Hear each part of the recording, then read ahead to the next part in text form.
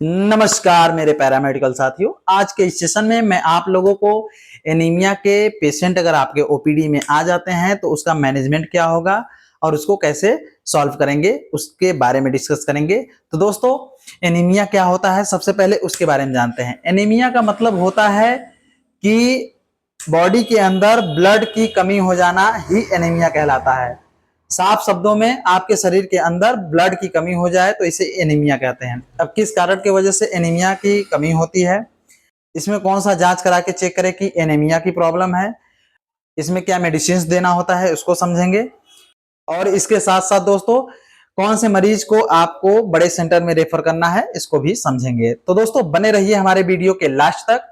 आप लोग हमारे चैनल को सब्सक्राइब नहीं करते हैं, इसलिए मैं थोड़ा सा उदास और आप लोगों से नाराज भी रहता हूं। तो दोस्तों, आपका एक सब्सक्राइब हमारे लिए मोटिवेशन का काम करेगा, एनर्जी का काम करेगा। आप हमारे लिए स्टूडेंट हैं दोस्तों। आशा करता हूं कि आप हमारे चैनल को जरूर से जरूर सब्सक्राइब करेंगे और बेल आइकन के बटन को भी प्रेस करेंगे। दोस्तों, इस क्लास में मैं एनीमिया का इतना बेहतरीन क्लास बताऊंगा कि आपके पास आया किसी भी प्रकार का एनीमिक पेशेंट होगा आप उसको सॉल्व कर लेंगे बड़े आसान तरीके से। दोस्तों, सबसे पहले हम बात करेंगे हिस्ट्री के बारे में। अगर एनीमिया का पेशेंट आपके पास आया है तो हिस्ट्री में क्या क्या पूछेंगे। सबसे पहले मरीज से वीकनेस पूछिए, डिजीनेस पूछिए। उसके बाद दोस्तों पूछिए शॉर्टनेस ऑफ ब्रेथलेस, मतलब सांस तो नहीं फूल रहा है। हैवी मेंस्ट्रुअल ब्लीडिंग, मतलब औरतों में हर महीना पीरियड आता है, वो बहुत ज्यादा मात्रा में तो नहीं आ रहा है, इसको पूछ लीजिए। उसके बाद एनी ब्लड लॉस, मतलब कि स्टूल यानी टट्टी के रास्ते आपको ब्लड आ रहा हो, यूरिन के रास्ते ब्लड आ रहा हो, या वोमिटिंग करते टाइम आपको ब्लीडिंग आ रहा हो, ये सब जरूर पूछ ले अपने मरीज से। उसके बाद दोस्तों डाइटरी हिस्ट्री पूछ लीजिए। डाइटरी हिस्ट्री में क्या क्या आप इंटेक कर रहे हैं, खा रहे हैं, आप आयरन युक्त भोजन खा रहे हैं कि नहीं खा रहे हैं, इसलिए ये जरूरी होता है पूछना। उसके अलावा दोस्तों कुछ क्रोनिक बीमारी होती है जैसे किडनी डिजीज और ट्यूबरक्लोसिस, टीबी के अगर मरीज हैं तो इनके अंदर भी ब्लड कम हो जाता है, ब्लड की कमी हो जाती है, एनीमिया हो जाता है। दोस्तों ये तो हो गया हमारा हिस्ट्री।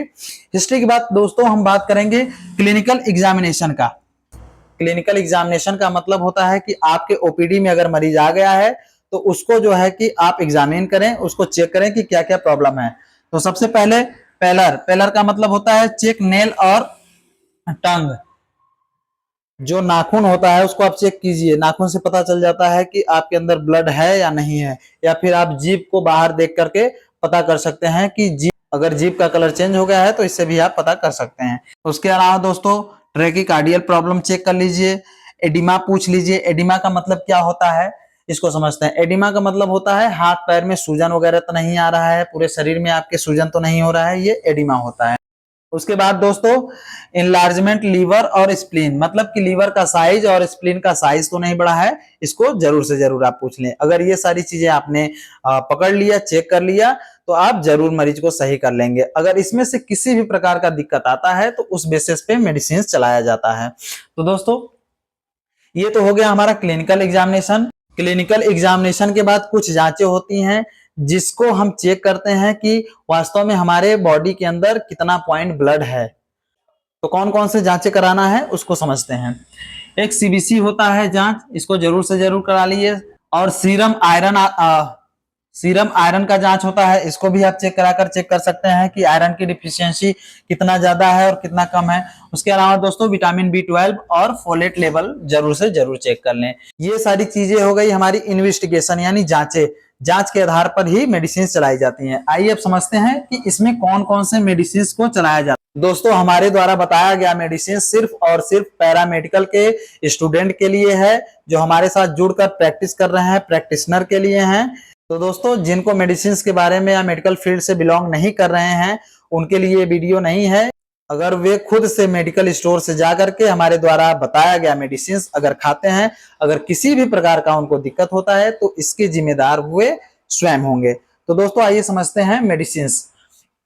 सबसे पहला टैबलेट होता है फेरस एस्कॉर्बेट, इसको ओडी देना होता है। इस टैबलेट को आयरन भी कहते हैं दोस्तों, ये दिन में एक बार दिया जाता है। उसके बाद दोस्तों दूसरा टैबलेट हमारा होता है फोलिक एसिड, ये भी दोस्तों ओडी देना होता है, दिन में एक बार देना होता है। तीसरा हमारा टैबलेट होता है विटामिन सी, इस टैबलेट को भी दिन में एक बार देना होता है, ओडी देना होता है। इसके अलावा दोस्तों एक टैबलेट और आता है अल्बेंडाजोल स्टेट में दिया जाता है, ये 400 mg का आता है दोस्तों। उसके बाद हमारा एक सिरप आता है डेक्सोरेंज 2 TSP यानी 2 स्पून साइज का चम्मच लीजिए और इसको जो है कि दिन में 2 बार दीजिए। तो दोस्तों ये तो हो गया हमारा एनीमिया को खत्म करने का रामबाण इलाज।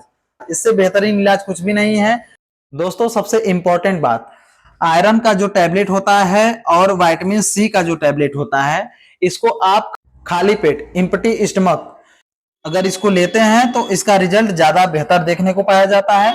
तो दोस्तों ये तो हो गया हमारा मेडिसिन। तो दोस्तों अपने मरीज को एडवाइस में क्या क्या खाने के लिए बताएं।